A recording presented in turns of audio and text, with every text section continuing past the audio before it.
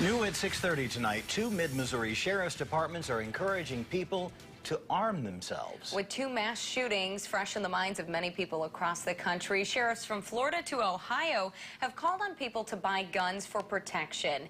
Tonight, we're finding out two local departments are also encouraging people to arm themselves. ABC 17's Daniel Wynn spoke to two different departments today, and Daniel, they say you just can't be too careful.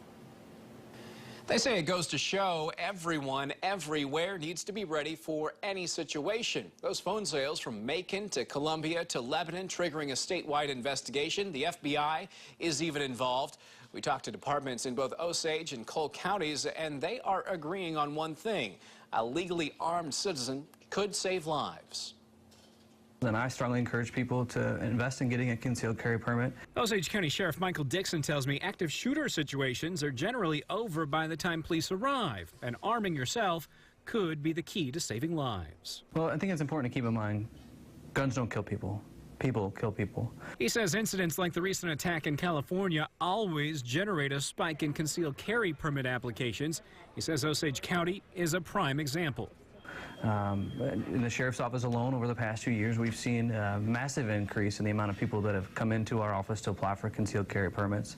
And I find that very reassuring, that people are taking their own safety seriously. Dixon says he takes the security of his family seriously, and even when he isn't on the job, he carries. But citizens should do the same thing, and their safety is incumbent upon them first. Cole County Sheriff's Department Captain John Wheeler agrees. He tells me everyone has the right to protect themselves, but he has a slightly different view for owners. I wouldn't go as far as saying that I am encouraging everybody to go out and get a concealed carry.